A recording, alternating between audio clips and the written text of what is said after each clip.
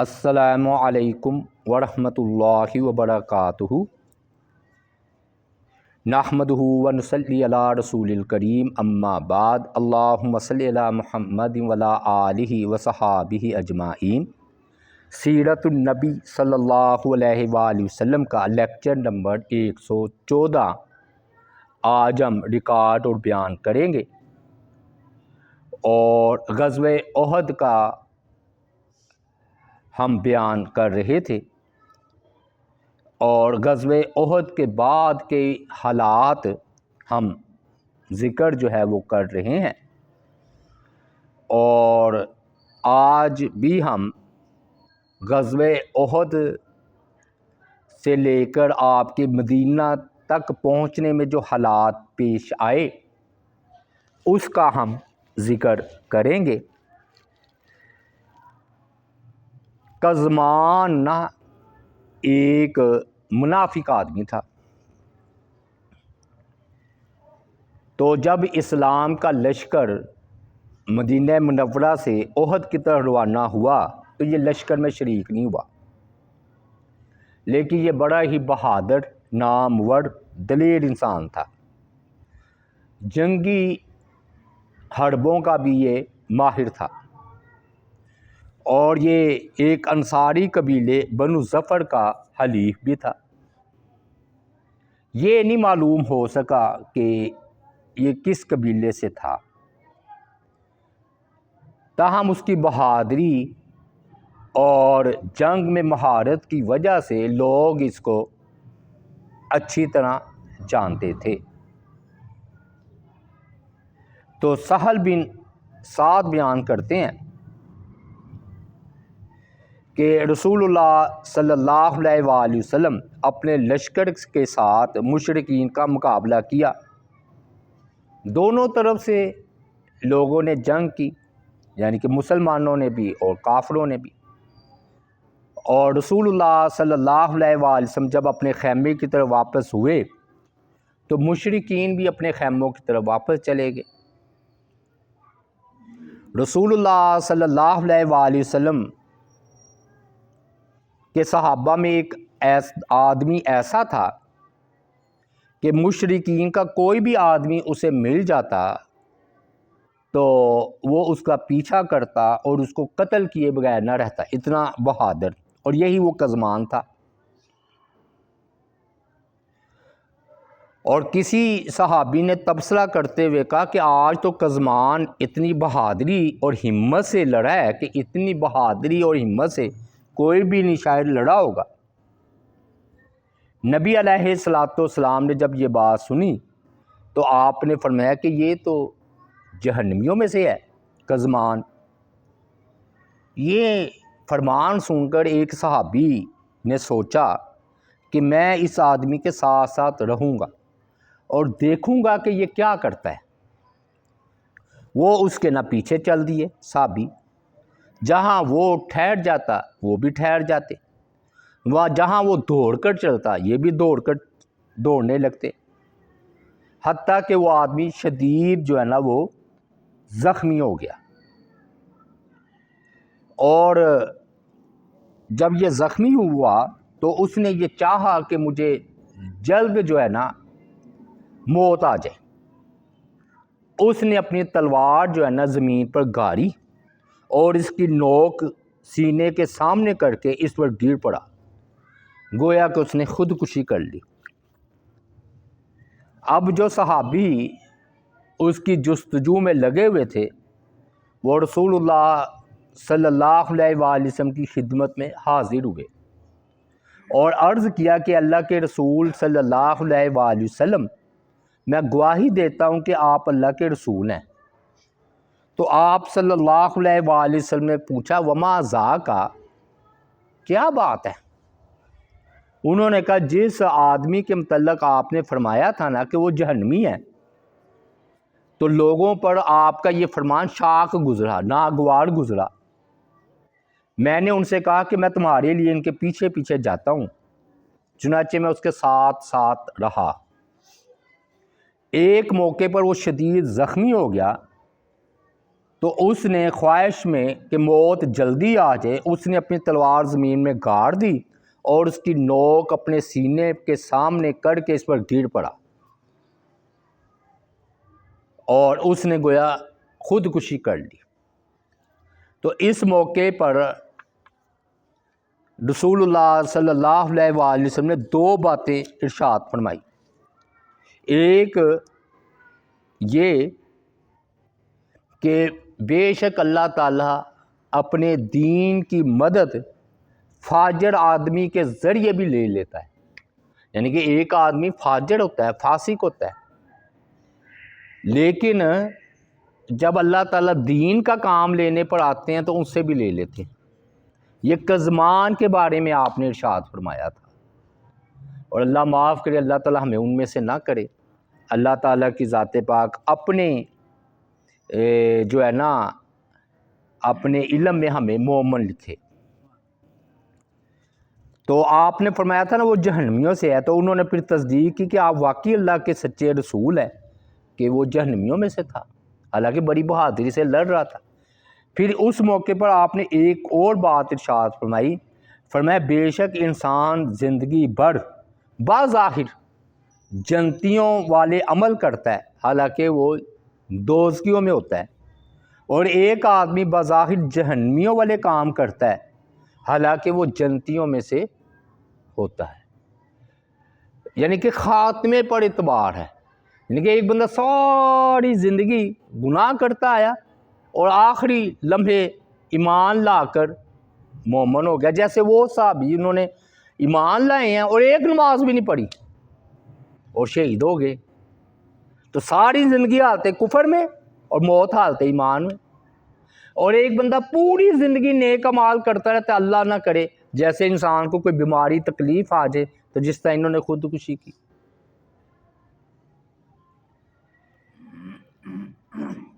عبداللہ بن عباس رضی اللہ تعالیٰ عنہ سے روایت ہے کہ اب نہ آپ نے فرمایا کہ ان کی تدفین کی جائے، جو شہداء ہیں نا احد کے، تو فرمایا کہ ان کے بدن سے ہتھیار وغیرہ اتار لو اور انہیں ان کے خون آلودہ کپڑوں ہی میں دفن کر دو۔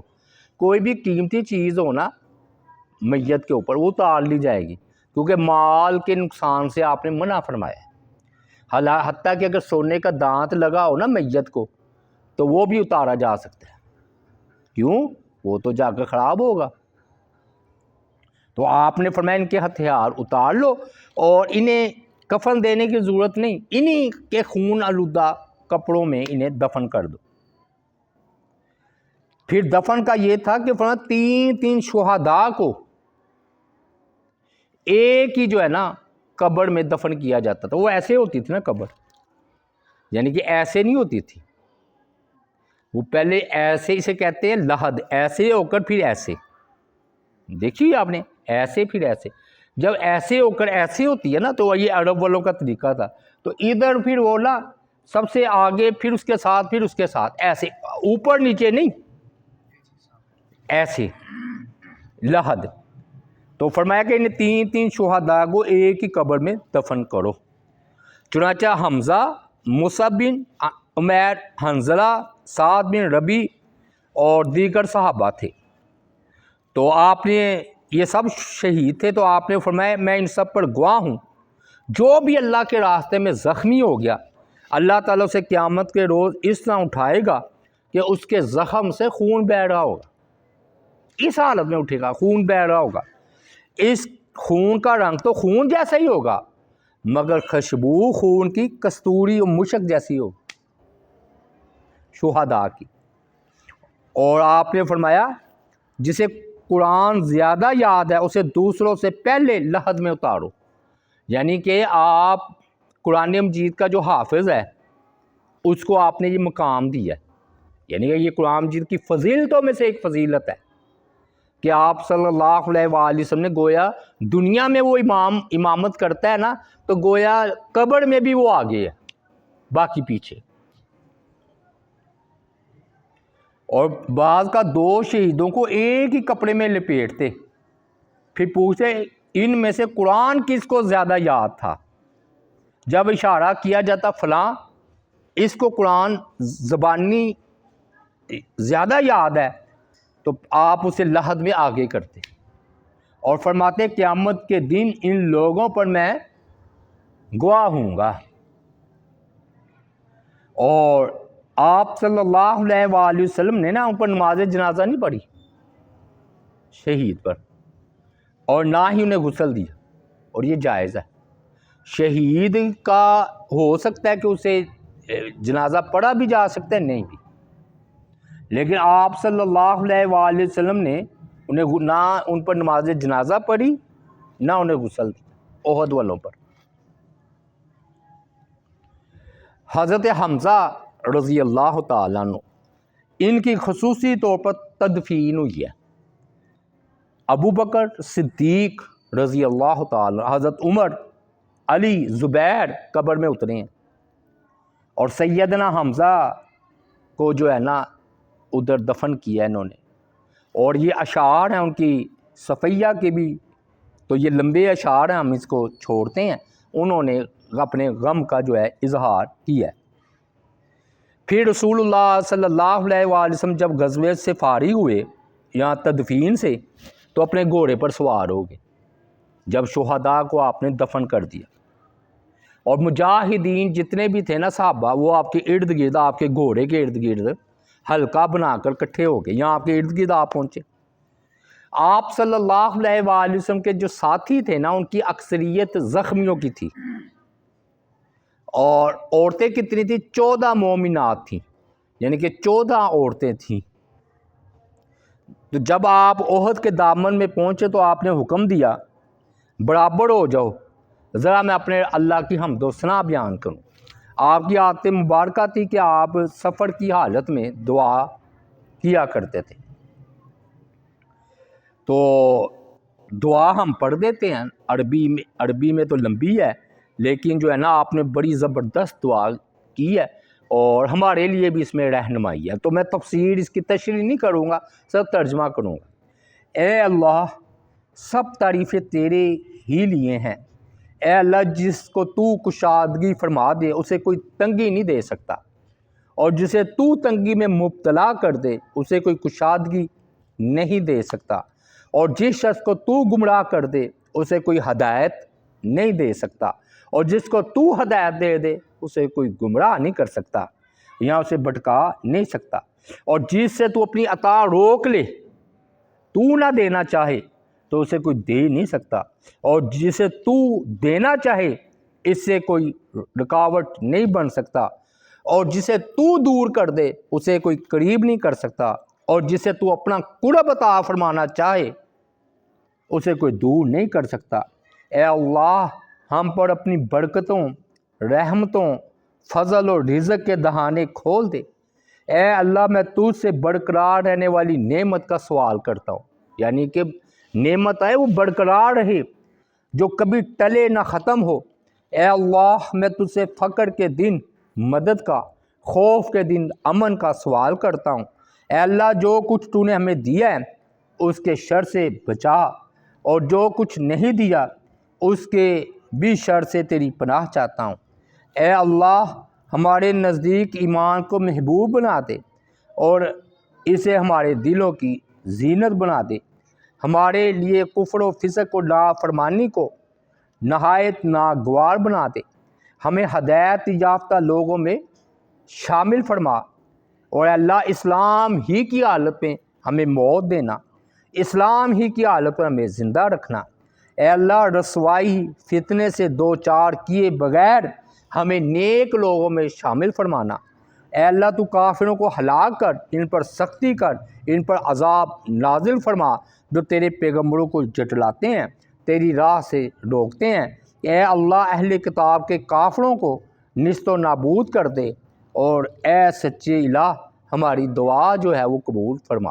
یہ آپ نے دعا آخر میں آپ نے فرمایا کہ آمین، یا اللہ تو ہماری دعا کو جو ہے وہ قبول فرما۔ اب یہ آگے بھی ہم تفصیلاً ذکر کریں گے۔ انہوں نے ادھر کہا کہ 108 صحابہ شہید ہوئے ہیں، لیکن وہ آگے ہم اس کی انشاءاللہ تفصیل کریں گے۔ تو بڑا جانی نقصان تھا، گھر گھر میں غم چھا گیا، اور پھر یہ کہ شہداء کی لاشوں کا مسئلہ کیا گیا، یعنی کہ ان کے اعضاء کی چیر پھاڑ کی گئی۔ سیدہ حمنہ رضی اللہ تعالی عنہا سے ملاقات، یہ بھی بڑا اہم واقعہ سننے والا ہے۔ رسول اللہ صلی اللہ علیہ وسلم مدینہ کی طرف واپس آ رہے تھے احد سے، تو راستے میں نا ایک مسلمان خاتون ملی۔ رسول اللہ صلی اللہ علیہ وآلہ وسلم نے فرمایا اس خاتون سے، اے حمنہ، اپنی مصیبت پر صبر کا اجر اپنے رب سے طلب کر، یعنی کہ مصیبت جو تجھے آئی ہے تو اس پر صبر کر اور اس کا اجر اپنے رب ہی سے طلب کر۔ اس نے کہا اللہ کے رسول، کس کی موت پر میں صبر کروں اور اللہ سے اجر کا سوال کروں؟ فرمایا کہ جو تمہارے ماموں ہیں نا، حمزہ بن عبد المطلب ماموں ہوں گے نا، تو ان کی موت پر تم صبر کرو۔ انہوں نے کہا انا للہ و انا الیہ راجعون، کہا اللہ انہیں بخش دے، اللہ تعالیٰ ان کے لیے یہ شہادت مبارک کرے۔ رسول اللہ صلی اللہ علیہ وآلہ وسلم نے پھر دوسری مرتبہ فرمایا احتسبی، یعنی کہ اپنی مصیبت پر صبر کر اور اس صبر پر اجر کی اللہ تعالیٰ سے امید رکھ۔ انہوں نے کہا کہ کس کی موت پر میں صبر کا اجر طلب کروں؟ تو رسول اللہ صلی اللہ علیہ وآلہ وسلم نے فرمایا کہ اخوکی عبداللہ بن جہش، عبداللہ بن جہش جنہوں نے کہا تھا نا میرے ناک کان کاٹ ڈال، تو ان کی موت پر۔ حمنہ رضی اللہ تعالیٰ عنہ نے پھر انا للہ و انا الیہ راجعون پڑھا، پھر ان کی مغفرت کی دعا کی اور فرمایا اللہ ان کی شہادت ان کو مبارک کرے۔ پھر رسول اللہ صلی اللہ علیہ وآلہ وسلم نے فرمایا، یعنی کہ ماموں بھی فوت ہو شہید ہو گئے، بھائی بھی، کہا کہ احتسبی، تیسری مرتبہ کہا کہ اپنی مصیبت پر صبر کا اجر اپنے رب سے طلب کر۔ انہوں نے پوچھا من یا رسول اللہ، اب کس کی موت پر صبر کا میں اجر طلب کروں؟ اور فرمایا زوجکی مصعب بن عمیر، یعنی کہ جو آپ کا خاوند ہے نا مصعب بن عمیر رضی اللہ تعالی عنہ، جن کے پاس ایک ہی تلوار تھی اور سینے میں قرآن تھا، ان کی شہادت پر۔ حمنہ نہ بے اختیار چیخ اٹھی اور شدت غم سے رونے والے لہجے میں کہا ہائے صد افسوس۔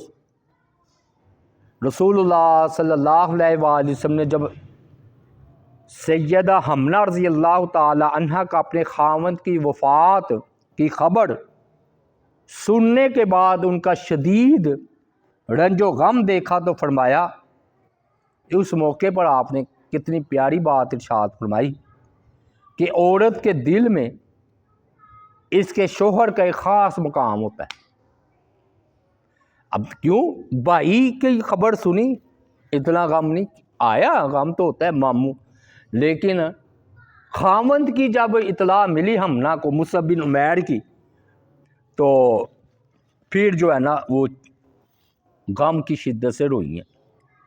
پھر آپ نے فرمایا تم نے ایسا کیوں کیا؟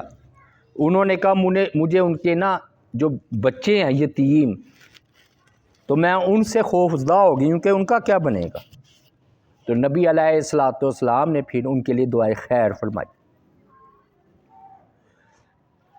اور ابن ماجہ کی روایت ہے کہ جب ان کے بھائی کی خبر عبداللہ بن جہش کی شہادت کی خبر دی گئی تو انہوں نے کہا اللہ ان پر رحم فرمائے اور انا للہ پڑھا، لیکن جب کہا تیرا خاوند بھی شہید ہو گیا ہے تو پھر وہ تڑپ کر چیخ اٹھی۔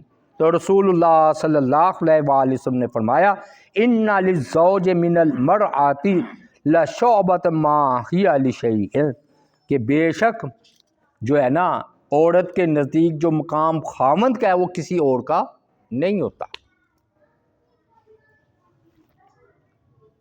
بنو عبد الشہل کے گھرانے تک جب آپ پہنچے نا تو وہ اپنے مقتولین پر رو رہے تھے مدینہ میں۔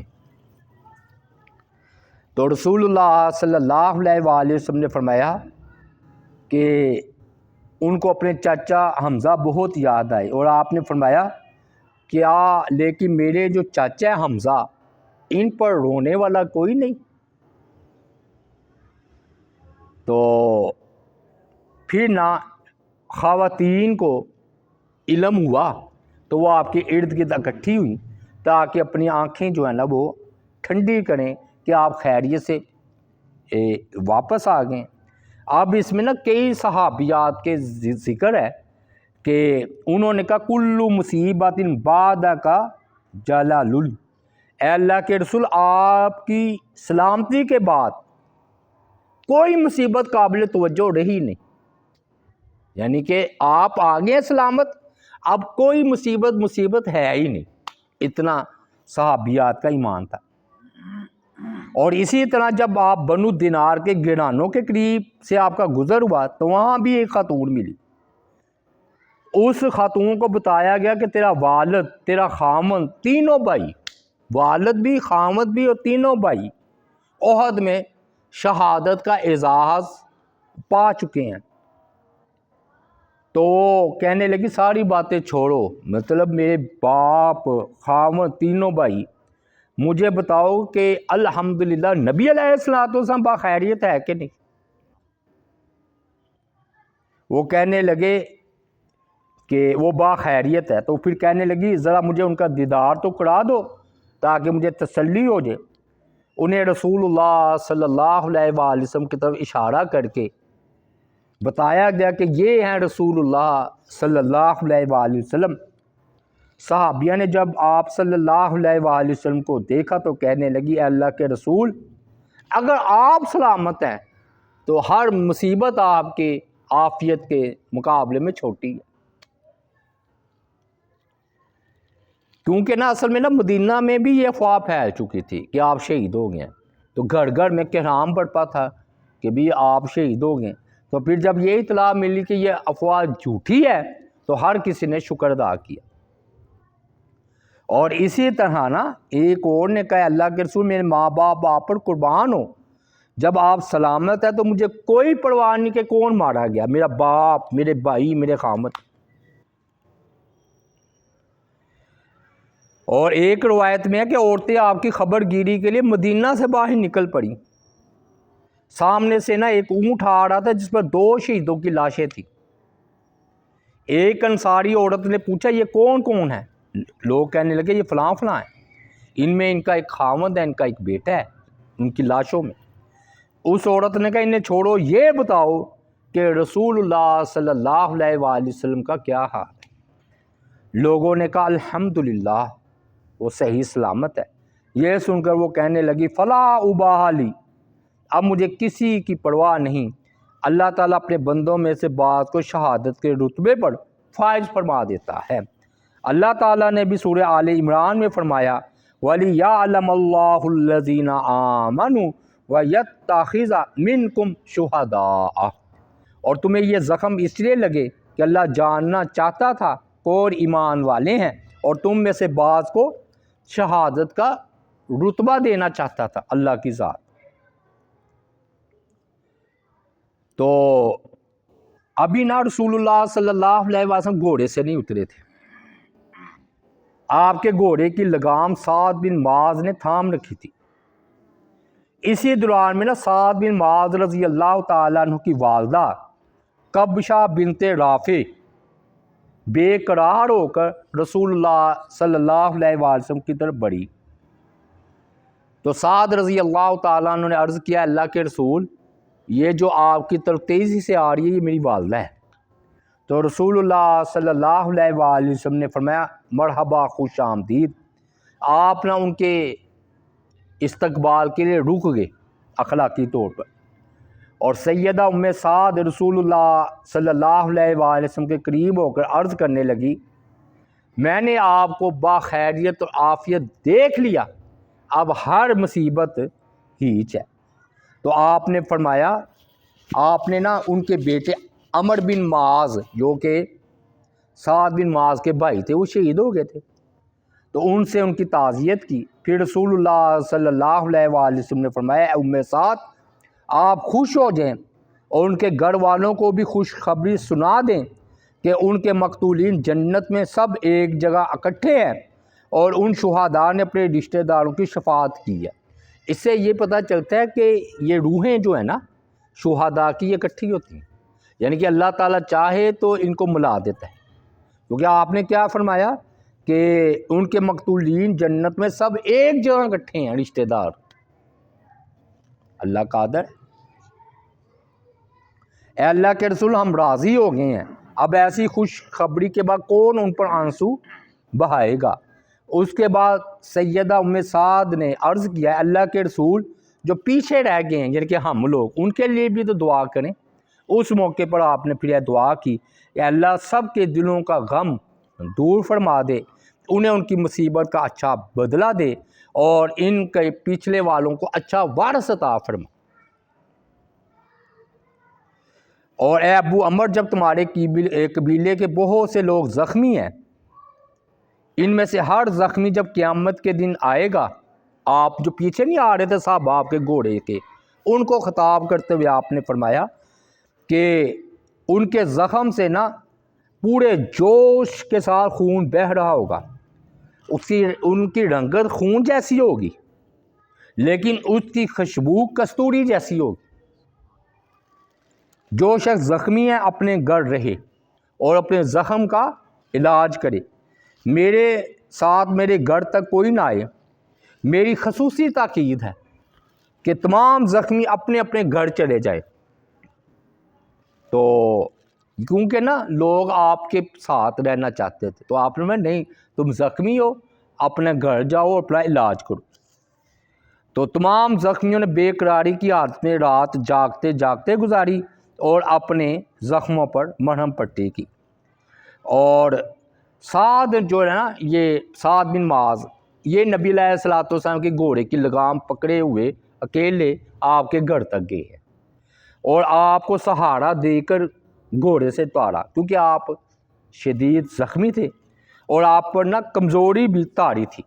رسول اللہ صلی اللہ علیہ وآلہ وسلم نے اترنے کے بعد سعد بن عبادہ اور سعد بن معاذ رضی اللہ تعالی عنہما کے کندھوں کا سہارا لے کر اپنے گھر تشریف لے گئے۔ پھر آپ نے فاطمہ رضی اللہ تعالی عنہا سے فرمایا اس تلوار سے خون کے دھبے ڈو ڈالو، اللہ کی قسم آج اس تلوار نے اپنا حق ادا کر دیا ہے۔ تو ادھر حضرت علی رضی اللہ تعالیٰ عنہ نے کہا اللہ کی قسم، انہوں نے بھی اپنی تلوار فاطمہ کو دی، حضرت علی نے شوہر تھے نا، تو فرمایا کہ یہ میری تلوار بھی دو، اللہ کی قسم اس تلوار نے اپنا حق ادا کیا۔ تو فرمایا علی اگر تم نے دشمن سے قتال کا حق ادا کیا ہے تو تمہارے ساتھ ساتھ سہل بن حنیف اور ابو دجانہ رضی اللہ تعالی عنہما نے بھی قتال کا حق ادا کیا ہے۔ یہ آپ نے اس موقع پر فرمایا۔ یہ لو تلوار، اور اس کی بڑی تعریف کی کہ آج اس نے مجھے مطمئن کر دیا ہے۔ سیدنا نا بلال رضی اللہ تعالیٰ نے مغرب کی اذان تھی، آپ ابھی گھر میں تھے، تو رسول اللہ صلی اللہ علیہ وآلہ وسلم اپنے گھر سے نکلے اور سعد بن عبادہ اور سعد بن معاذ کے کندھوں کے سہارے تشریف لا رہے تھے نماز پڑھانے کے لیے۔ تو جب آپ گزرے تو دیکھا کہ عورتوں کے رونے کی آواز آ رہی تھی، تو آپ کی آنکھ مبارک بھی نا آنسوں سے بھیگ گئی، کیونکہ بڑا نقصان ہوا تھا ظاہری طور پر۔ تو نبی علیہ الصلوۃ والسلام نے فرمایا حمزہ پر کوئی رونے والا نہیں، یہ نا آپ نے نا بڑے غم سے فرمایا۔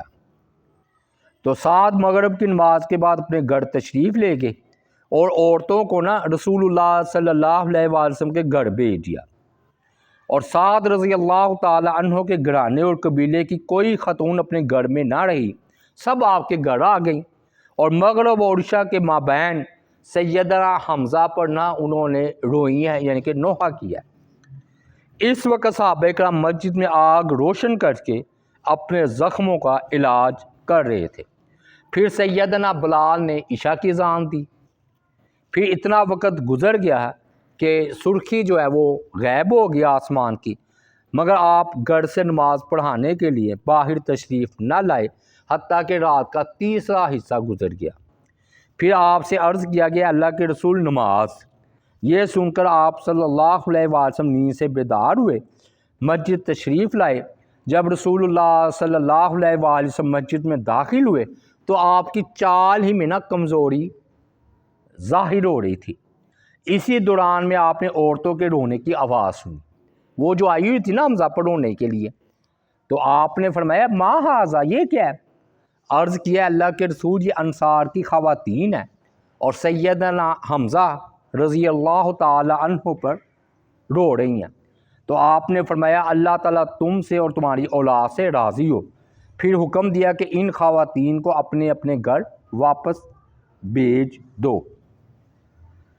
پھر آپ نے نوحے سے منع کر دیا۔ اچھا اب یہاں پہ میں رک کر یہ بات کی وضاحت کر دوں کہ جو شیعہ یا رافضی ہے یا فقہ جعفریہ سے جن کا تعلق ہے وہ نوحے کی دلیل ادھر سے لاتے ہیں۔ وہ کہتے ہیں دیکھیے جی نبی علیہ الصلوۃ والسلام نے خود ترغیب دیتے ہوئے فرمایا ہے کہ حمزہ پر رونے والا کوئی نہیں، تو پھر وہ آئی ہیں اور ماتم نوحہ بھی کیا ہے۔ تو اس کا جواب یہ ہے کہ یہ بات ٹھیک ہے، ہم یہ کہیں گے کہ پہلے نوحہ جائز تھا، پھر آپ نے اس کو حرام اور ممنوع قرار دے دیا قیامت تک کے لیے، یعنی کہ جیسے پہلے شراب حلال تھی پھر حرام ہو گئی، اسی طرح یہ نوحہ جو ہے نا آپ نے بالکل یہ بات ٹھیک ہے کہ حمزہ رضی اللہ تعالی عنہ کو آپ نے فرمایا ہے کہ بھی اس پر نوحہ کرو، لیکن اس کے بعد نبی علیہ الصلوۃ والسلام نے اس کو قیامت تک کے لیے پابندی لگا دی، حرام ٹھہرا دیا۔ تو پھر جو ہے نا صحابہ کرام نے جو ہے نا آپ کی ساری رات جو ہے نا وہ پہرا دیا۔ اب آخری دو باتیں کر کے بات کو سمیٹتے ہیں۔ یہودی کے ساتھ حالانکہ آپ کا معاہدہ تھا کہ باہر سے اگر کوئی دشمن آئے گا تو ہم ان کا مقابلہ کریں گے، تو یہودی اور منافقین بڑے خوش تھے مسلمانوں کی شکست یا نقصان پر، اور اندر اندر سے ان کے نا دلوں میں لڈو پھوٹ رہے تھے، اور بلکہ اس نقصان کو توبہ نعوذ باللہ نبی علیہ الصلوۃ والسلام کی توبہ نعوذ باللہ نبوت پر بھی حملہ کر دیا کہ آپ صلی اللہ علیہ وسلم سچے نبی ہوتے تو یہ شکست ہونی تھی، توبہ نعوذ باللہ، یہاں تک انہوں نے یہ بات کی۔ اور پھر عبداللہ بن ابی کا بیٹا عبداللہ بھی اس جنگ میں شریک تھا، زخمی ہو گئے تھے، وہ جو ہے نا مخلص تھے، پکے مخلص، تو ان کی مرہم پٹی رات کو کر رہا تھا اس کا باپ عبداللہ بن ابی منافق، تو اپنے بیٹے کو کہتا ہے کہ میں نے عقل مندی نہیں کی، میں نے پہلے چھوڑ کر واپس آ گیا تھا، تو میں نے کہا بچوں کی مان لی، میری تو مانی نہیں۔ تو انہوں نے کہا کہ اللہ تعالیٰ نے اپنے رسول اور مسلمانوں کے لیے جو کچھ بھی کیا وہ بہتر ہی کیا۔ ان کے بیٹے نے اپنے باپ کو جواب دیا۔ ہاں جی، پھر نا حضرت عمر رضی اللہ تعالیٰ عنہ نے جب یہ یہودی منافقین کی خوشی دیکھی نا تو ان کو بڑا غصہ آیا۔ یہ نبی علیہ الصلوۃ والسلام کی خدمت میں حاضر ہوئے اور کہا کہ اللہ کے رسول جو منافقین خوشی کر رہے ہیں یا یہودی، مجھے قتل کرنے کی اجازت ہے، میں ان کو قتل کر دوں۔ تو آپ صلی اللہ علیہ وآلہ وسلم نے فرمایا کہ یہود کے ساتھ ہمارا معاہدہ ہے، ہم انہیں قتل نہیں کر سکتے اور آپ بھی انہیں قتل نہ کریں۔ اور منافقین فرمایا کہ وہ تو زبان سے لا الہ الا اللہ کا اقرار کرتے ہیں، تو جب زبان سے اقرار کر لیا تو میری تلوار سے وہ محفوظ ہو گئے۔ اور مسلم شریف میں الفاظ ہیں کہ حضرت عمر نے کہا نا کہ میں منافقین کی گردن نہ اتار دوں، تو فرمایا کہ لوگ کیا کہیں گے کہ جو کلمہ پڑھ لیتا ہے اور جو نہیں پڑھتا، دونوں کو کی تلوار سے نبی علیہ الصلوۃ والسلام محفوظ نہیں ہے۔ گویا کہ نبی علیہ الصلوۃ والسلام کیا کرتے ہیں کہ نبی علیہ الصلوۃ والسلام نہ تو مسلمان کو چھوڑتے نہ کافر کو، یعنی کہ ہوتا یہ ہے کہ یاد رکھیے یہ اصول ہے، قانون ہے کیا اصول اور قانون ہے کہ بڑے شر سے بچنے کے لیے چھوٹا شر اپنانا پڑتا ہے۔ اب منافقت اور یہودیت خوش ہو رہے تھے، یہ بڑی تکلیف کی بات تھی، لیکن ان کو قتل کرنا تو یہ بڑا نقصان ہونا تھا کہ لوگوں نے کا اعتماد نبی علیہ الصلوۃ والسلام سے اٹھ جانا تھا کہ نبی علیہ الصلوۃ والسلام کے پر جو ہے نہ اپنے ان کو جو ہے نا محفوظ ہے، نہ بیگانے نبی علیہ الصلوۃ والسلام کی تلوار سے جو ہے وہ محفوظ ہے۔ تو اللہ تعالیٰ سے دعا ہے کہ اللہ تعالیٰ ہمیں عمل کرنے کی توفیق عطا فرمائے۔ وما علینا الا البلاغ المبین۔